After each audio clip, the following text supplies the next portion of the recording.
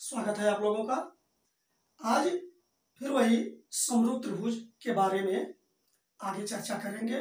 पिछले वीडियो में समरूप त्रिभुज क्या है, उनकी शर्तें क्या हैं, यानी कब दो त्रिभुज समरूप होते हैं, पढ़ चुके हैं। उसको हम दोहरा लेते हैं जल्दी से कि जब दो त्रिभुजों में संगत कोण बराबर हो जाए, यानी संगत कोण जो तीनों हैं वो बराबर हो जाए तब त्रिभुज समरूप होंगे, या तीनों भुजाएं समानुपाती हों संगत भुजाएं तब त्रिभुज समरूप होंगे, या दो भुजाएं समानुपाती हों। अब संगत आप समझ लीजिए कि दो संगत भुजाएं समानुपाती हों और उनके बीच का कोण समान हो, ठीक, तब त्रिभुज समरूप होंगे। और जब त्रिभुज समरूप होंगे पता चल जाएगा तो हम अपने आप समझ लेंगे कि उनके संगत कोण बराबर हैं, उनकी भुजाएं समानुपाती हैं, ठीक। अब आगे बढ़ते हैं यार। समरूप त्रिभुज क्षेत्रफल संबंध, यह बहुत महत्वपूर्ण टॉपिक है आपकी परीक्षा के लिए। जिन परीक्षाओं में ज्यामिति से संबंधित प्रश्न बनते हैं उनके लिए बहुत महत्वपूर्ण टॉपिक है, और आप धैर्य से वीडियो अंत तक देखें, बहुत मजा आएगा आपको। अब दो क्या है, इस नियम को आप याद रखिए कि दो समरूप त्रिभुजों के क्षेत्रफल उनकी संगत भुजाओं के वर्गों के अनुपात के बराबर होता। दो समरूप त्रिभुजों के, मान लीजिए त्रिभुज ए बी सी है और त्रिभुज डी ई एफ है, और अगर ये पता है कि त्रिभुज ए बी सी समरूप त्रिभुज डी ई एफ, तो इनका जो क्षेत्रफल होगा, क्षेत्रफल का अनुपात, यानी त्रिभुज ए बी सी का क्षेत्रफल बटे त्रिभुज डीई का क्षेत्रफल, डीईएफ का क्षेत्रफल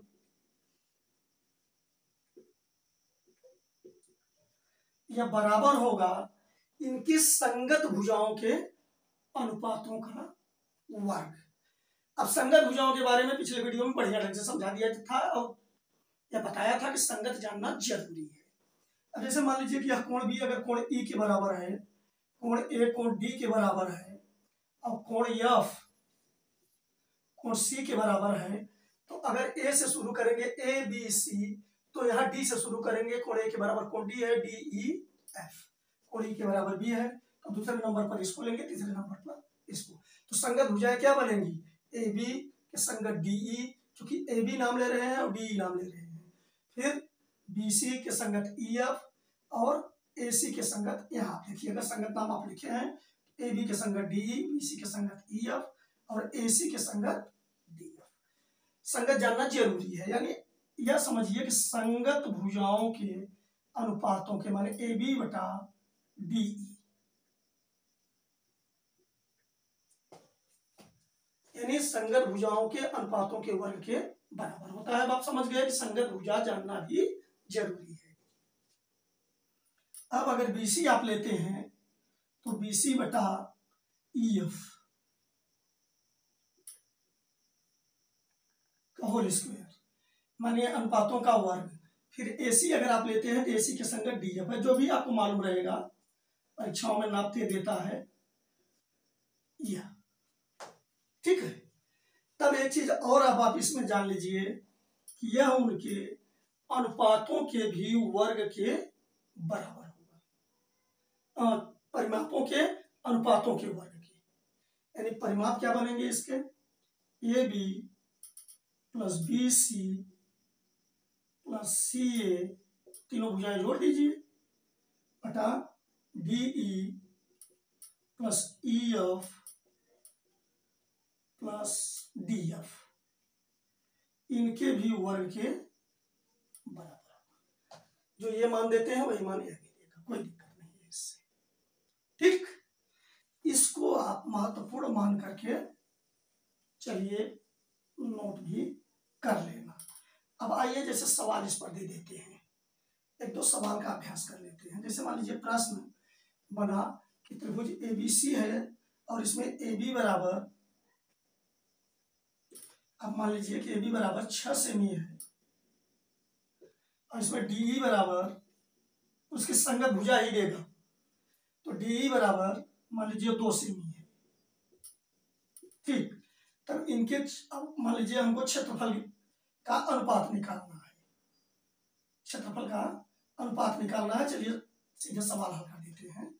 तो त्रिभुज ABC का क्षेत्रफल, यहाँ मैं ऐसे लिख दे रहा हूँ, त्रिभुज ABC का क्षेत्रफल यानी क्षेत्रफल ऑफ ट्रायंगल ABC बटे त्रिभुज DEF का क्षेत्रफल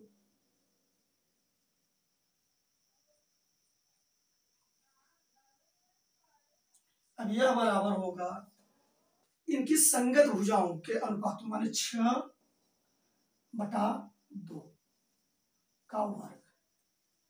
चलिए हो सकता है आपको दिक्कत को समझ में आए। चलिए यहाँ 4 ले लेते हैं, क्योंकि यह पूरी तरह कट जाएगा तो आपका एक गलत धारणा बन जाएगी आप में। अब 6/4 को अब विभाजित करेंगे 3/2, इसका स्क्वायर करेंगे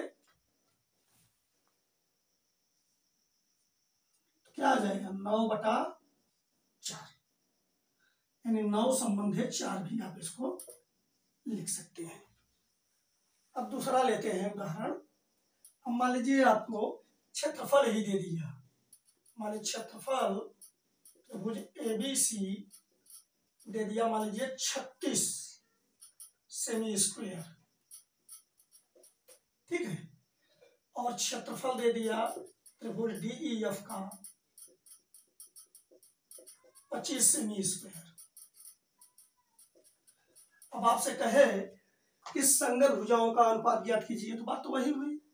अब हम लिखेंगे कि क्षेत्रफल त्रिभुज ABC, अब डायरेक्ट कर दे रहे हैं कि 36/25 यानी क्षेत्रफलों का अनुपात उनकी भुजा संगत भुजाओं के अनुपातों के वर्ग के बराबर होगा। अब संगत भुजाएं ले लें, अगर AB के संगत DE, आप त्रिभुज आपके सामने नहीं है तो कोई बात नहीं, आप ऐसे ही समझ लीजिए कि भुजाओं का अनुपात का वर्ग, स्क्वायर कर दीजिए। अब इसका वर्ग अगर आप हटाएंगे तो होगा AB/DE बराबर, अब इसका वर्गमूल हो जाएगा, यानी 6/5, यानी संगत भुजाओं का अनुपात 6/5। ठीक, या इस तरह से सवाल पूछ सकता है कि दोनों का यह दे दे, अब इसी में हम दूसरे वाले में ही जोड़ दे रहे हैं, और एक भुजा क्लियर कर दे, एक भुजा क्लियर कर दे और तब कहे कि आप दूसरी भुजा निकाल करके दिखाइए।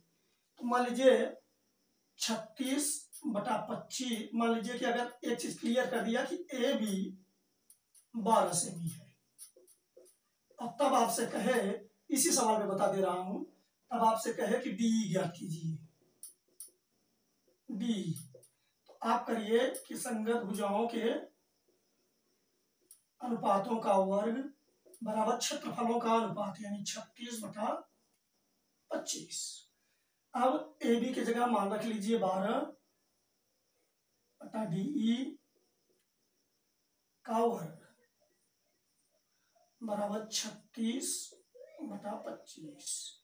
अब 12 का वर्ग आप करेंगे तो 144/DE स्क्वायर बराबर 36/25। अब DE स्क्वायर उस तरफ ले जाएंगे और इन दोनों को इस तरफ लाएंगे तो हो जाएगा DE स्क्वायर बराबर 144/36 नीचे 25 ऊपर।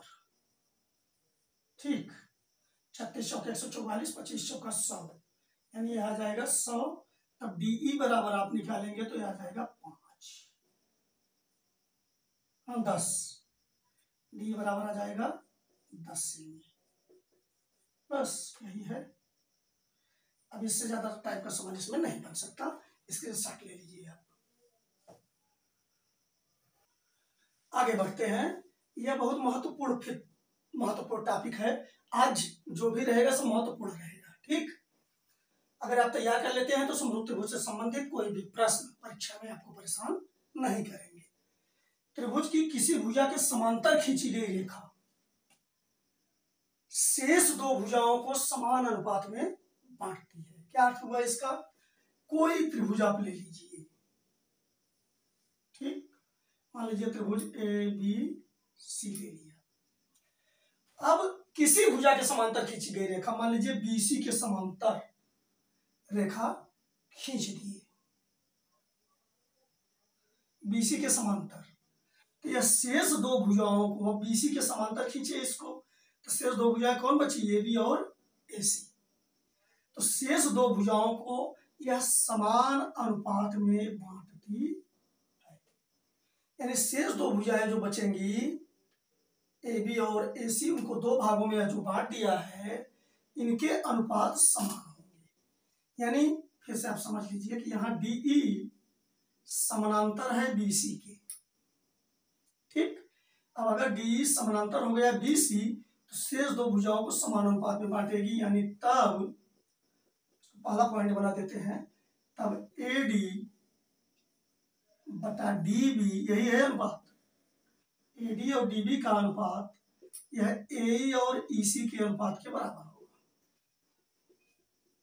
ए और ईसी के अनुपात के बराबर होगा। यह भी बहुत जो है महत्वपूर्ण टॉपिक है, महत्वपूर्ण बिंदु है यह आपके लिए, ठीक।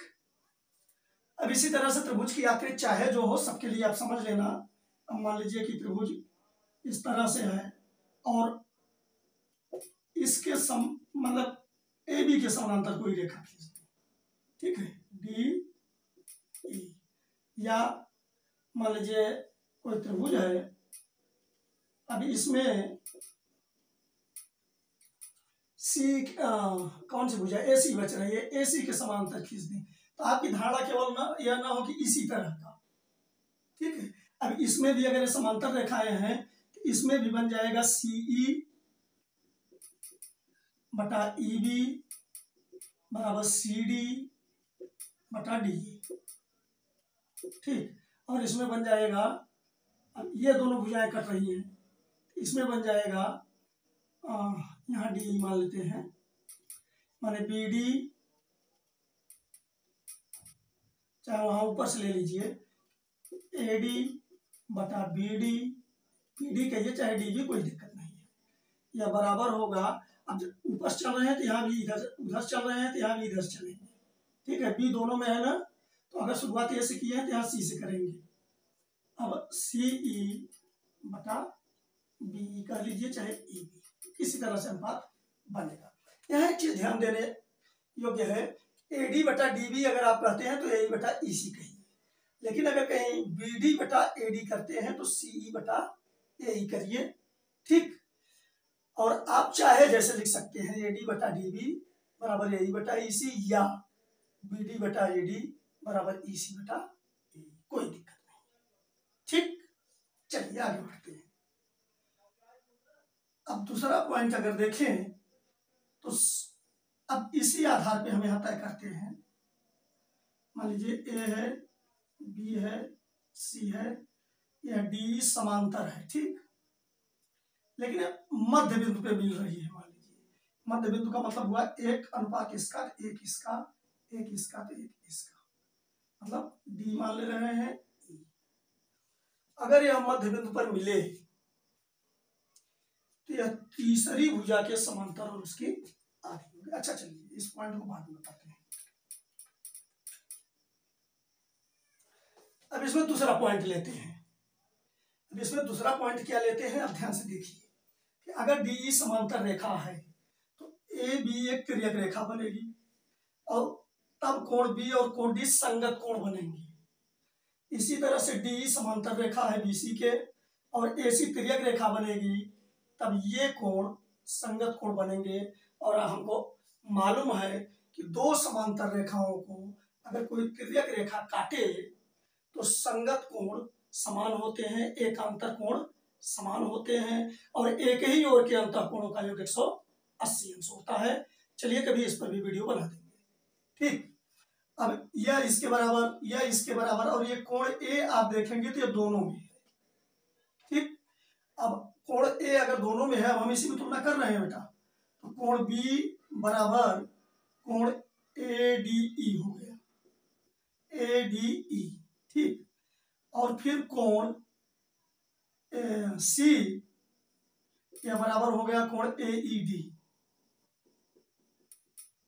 ठीक।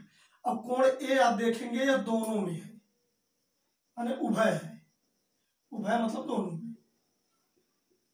यहां आप क्या पा रहे हैं, इसका मतलब हुआ कि त्रिभुज एडीई यह समरूप होगा त्रिभुज एबीसी के। क्यों? क्योंकि यहाँ तीनों कोण समान हो गए हैं। अब त्रिभुज में जब तीनों संगत कोण समान होंगे तो त्रिभुज क्या होंगे, समरूप होंगे। अब ये समरूप हो गए, ठीक। अब जब ये समरूप हो गए तो फिर वही समरूपता के क्षेत्रफल वाला नियम यहाँ लागू होगा। यानी अब चलिए अब यहाँ कल्पना करते हैं कि एडी और डीबी का कुछ संबंध दिया है। मान लीजिए कि एडी 1 के बराबर है, यहाँ अनुपात दे रहा हूँ, या 2 के बराबर है तो यह भी 1 होगा और यह 2 होगा, ठीक। यानी एडी यहाँ कायदे समझा दे रहे हैं। अब मान लीजिए कि एडी संबंध है डीबी, हमको दे दिया है एक संबंध है 2, ठीक। अब नहीं देगा कोई नाप देगा तो नाप बटे करके हम संबंध निकाल लेंगे। फिर ए संबंध है ईसी, यह भी 1/2 हो जाएगा, ठीक है, अपने आप हो जाएगा।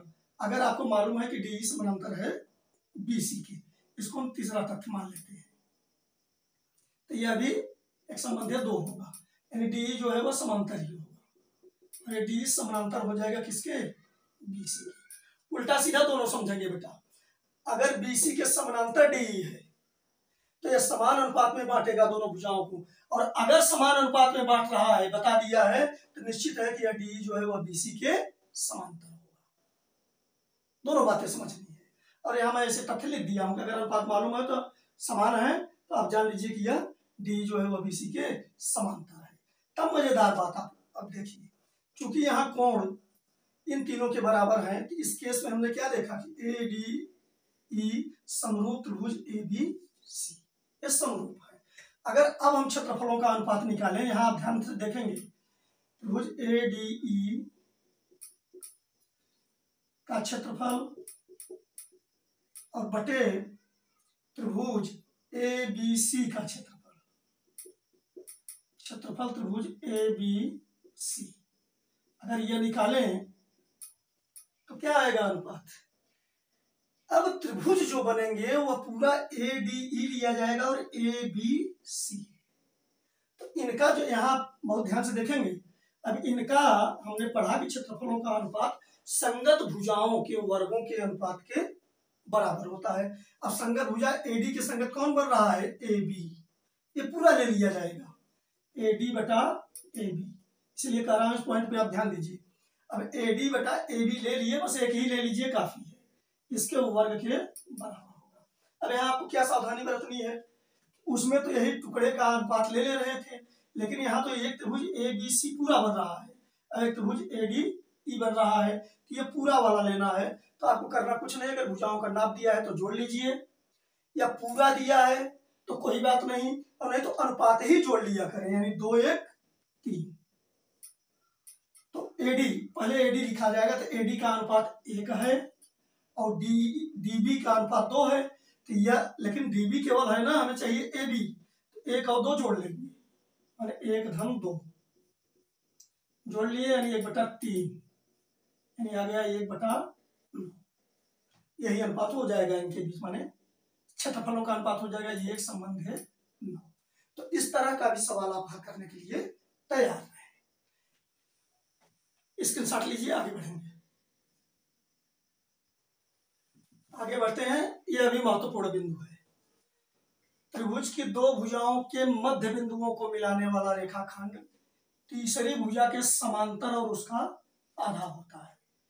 मान लीजिए यह त्रिभुज ए बी सी है और ए बी का मध्य बिंदु डी और ए सी का मध्य बिंदु ई है, तो यह जो डी बनेगा, यानी जो ए बी और ए सी के मध्य बिंदु को मिलाने वाली रेखाखंड डीई है, यह तीसरी भुजा के समांतर यानी बीसी के समांतर होगी और बीसी का आधा, ठीक।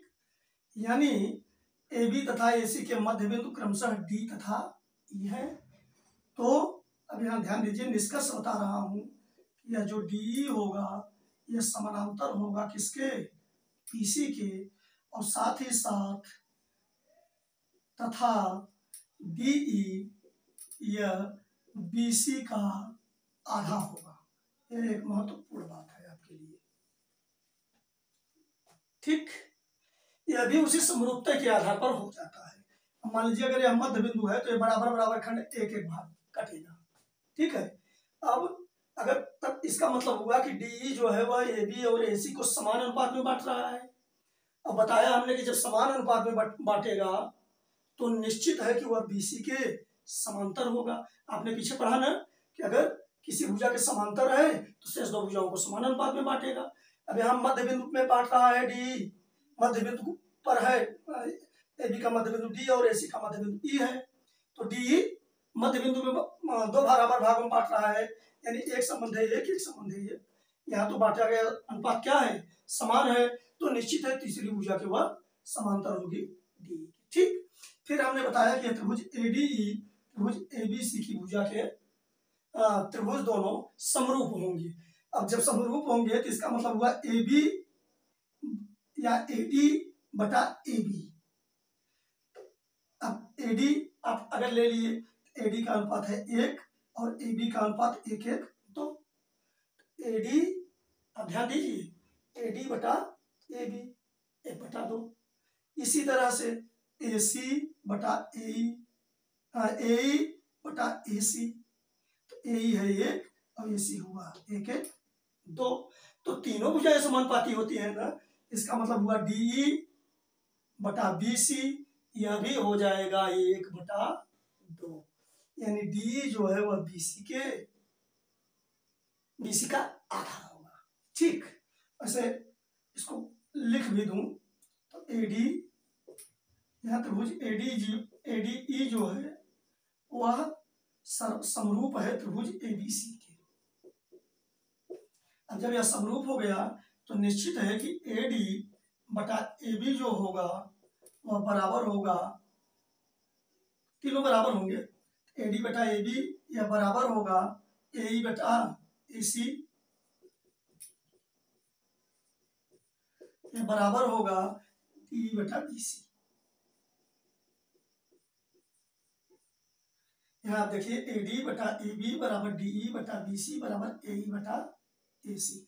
अब अगर आप यहाँ मान रख दीजिए तो क्या पाएंगे, अब ए बी बटा ए डी यानी 1/2, एक यह और पूरा लेंगे तो 1:2, और ए सी ए 1 ए सी 2। अब इसी के बराबर हो जाएगा डी बटा बी सी। अब डी बटा बी सी यानी यह भी हो जाएगा 1/2 किसका, बी सी का, यानी डी आप लिख सकते हैं इसको कि डी जो होगा वह 1/2, इसका तिरछा अगर गुणा कर दीजिए त्रिज्या 1/2 BC। ये निष्कर्ष आ गया सामने। सब बहुत सरल चीजें हैं। अब इस पर एक विशेष बात आप समझ लीजिए, यह परीक्षा में बहुत महत्वपूर्ण है आपके लिए। कोई त्रिभुज एबीसी है, ठीक है, और इन तीनों के मध्य बिंदु आपको दे दिया डी ई एफ, और इसको भी इन बिंदुओं को मिला दिया। अब आप देखिए एक त्रिभुज अंदर भी कट गया। कुल आप देखेंगे कितने त्रिभुज कट रहे हैं, 1 2 3 4 त्रिभुज। यहाँ आप जानते रहिए कि डी ई एफ मध्य बिंदु है भुजाओं के। तो ये जितने भी त्रिभुज बनेंगे 4 के 4, ये सब मूल त्रिभुज के समरूप होंगे। यानी आपका त्रिभुज ए डी ई यानी ए डी ई, यह समरूप त्रिभुज, संगत आप नाम अगर लेंगे तो डी के बराबर बी, डी है, पहले ए है तो ए के बराबर यहाँ डी होता है, तो त्रिभुज डी, और ए के बाद आप बी ले रहे हैं तो बी के बराबर इसमें ई होता है। या इसको आप लेना चाहें क्योंकि ए डी ई एफ लेंगे, यहाँ ए डी ई एफ से शुरू करेंगे। त्रिभुज ए डी एफ बराबर, देखिए कोण ए के बराबर कोण डी, इस साइड का कोण होता है। तो अगर यह त्रिभुज लेंगे तो डी से शुरू करेंगे, ठीक है, तो डी और डी के बाद ई बी, त्रिभुज D E A D F. अब एफ के समान सी होगा, एफ का समान सी होगा। तो यहां देखें तो त्रिभुज, तो देखिए अब एडी, अगर त्रिभुज एडीई लें, आपको यही जानना है, त्रिभुज एडीएफ ले रहे हैं, ठीक है, चारों त्रिभुजों में से पहले।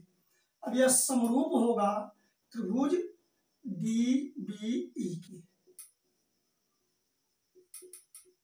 समरूप। अब यह भी समरूप होगा त्रिभुज एफ ई सी के, और यह भी समरूप होगा त्रिभुज डीईएफ के। और ये चारों समरूप होंगे त्रिभुज ए बी सी के, यानी बड़े वाले त्रिभुज के। आप इस बात को जानते रहिए। आप फिर से समझ लीजिए इस बात को, अगर त्रिभुज एबीसी है और डीईएफ क्रमशः उसकी भुजाओं के मध्य बिंदु है, तो जो चार त्रिभुज बनेंगे वो चारों मूल त्रिभुज के आपस में भी समरूप होंगे और मूल त्रिभुज के। तो जब किसी भी त्रिभुज के समरूप कोई हो गया और उसी समरूप दूसरा हो गया, तो वो जो बचते हैं तो वो भी आपस में हो जाएंगे, या इसके या इसके या इसके, और सब चूंकि त्रिभुज एबीसी के हैं तो कुल मिलाकर के सब समरूप होंगे। अब समरूप होंगे तो इस पर प्रश्न किस तरह से बनता है बेटा, इस बात पर गौर कीजिए। अब यहां आपसे एक चीज तो सीधे पूछ देगा कि त्रिभुज, कोई त्रिभुज ले ली, एडीई का एरिया माने क्षेत्रफल, और बटे अगर आप त्रिभुज एबीसी करेंगे, इतनी बात तो आपको भी समझ में आ रही होगी कि जब यही त्रिभुज चार भागों में बढ़ गया है, और यहाँ ध्यान दीजिए चारों के क्षेत्रफल भी समान ही होते हैं, यह आपको जानना है, चारों के क्षेत्रफल भी समान होते हैं। इस बात को मैं यहाँ लिख दे रहा हूं। अब देखिए, अब इनके क्षेत्रफल भी चारों के समान होंगे, यानी त्रिभुज एडीई का क्षेत्रफल जितना होगा उतना ही त्रिभुज डीबीई का क्षेत्रफल होगा, इतना ही त्रिभुज एफईसी का क्षेत्रफल होगा,